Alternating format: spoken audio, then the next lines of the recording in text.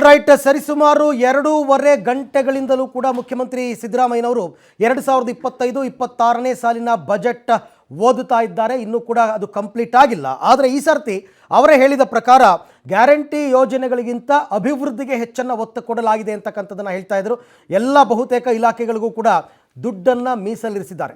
ಬಹಳ ಬೇಡಿಕೆ ಇದ್ದದ್ದು ಶಾಸಕರು ಕ್ಷೇತ್ರಗಳ ಅಭಿವೃದ್ಧಿಗೆ ದುಡ್ಡು ಕೊಡಬೇಕು ಅಂತ, ಅದನ್ನು ಕೂಡ ನ್ಯಾಯ ಒದಗಿಸುವ ಕೆಲಸವನ್ನು ಮಾಡಿದ್ದಾರೆ. ಸಿದ್ದರಾಮಯ್ಯ ಬಜೆಟ್ನಲ್ಲಿ ಗ್ಯಾರಂಟಿಗಳಿಗೆ ಆದ್ಯತೆಯನ್ನು ಕೊಟ್ಟಿದ್ದಾರೆ. ಗ್ಯಾರಂಟಿಯ ಜಪ ಮಾಡಿದ್ದಾರೆ ಮುಖ್ಯಮಂತ್ರಿ ಸಿದ್ದರಾಮಯ್ಯನವರು. ಗ್ಯಾರಂಟಿಯ ಜಪ. ಬಜೆಟ್ನಲ್ಲಿ ಹೊಸ ಘೋಷಣೆಗಳಿಲ್ಲ, ಹೊಸ ಪ್ರಾಜೆಕ್ಟ್ಗಳಿಲ್ಲ.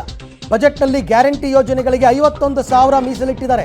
It's almost same last year ಅಷ್ಟೇ ಇದೆ.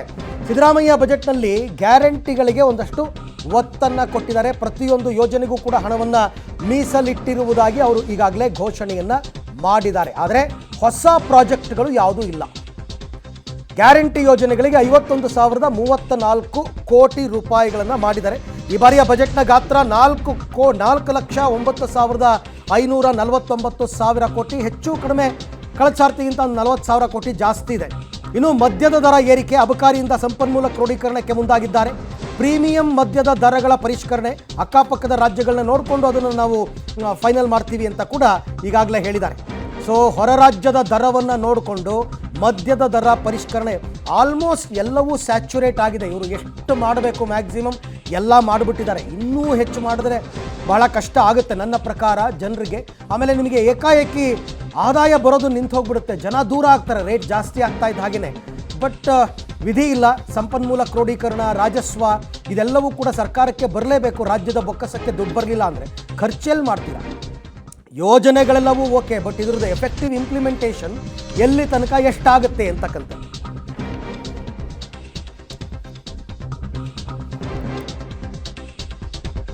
ಓಕೆ, ಮುಸ್ಲಿಮರಿಗೆ ಗುತ್ತಿಗೆ ಮೀಸಲಾತಿಯನ್ನು ಒದಗಿಸಿದೆ ಸರ್ಕಾರ. 2 ಕೋಟಿವರೆಗಿನ ಕಾಮಗಾರಿಗಳಿಗೆ ಮೀಸಲಾತಿ. ಮೊನ್ನೆ ಅಷ್ಟೇ ಇದಕ್ಕೆ ಒಂದು ರಿಕ್ವೆಸ್ಟ್ ಕೂಡ ಹೋಗಿತ್ತು.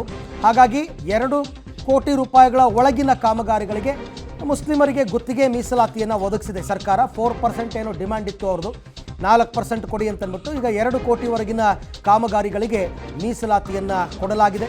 ಸರ್ಕಾರಿ ಗುತ್ತಿಗೆ ಕಾಮಗಾರಿಯಲ್ಲೂ ಮೀಸಲಾತಿ, ಅದರಲ್ಲೇ ಕೇಳಿದ್ದು ಅವರು.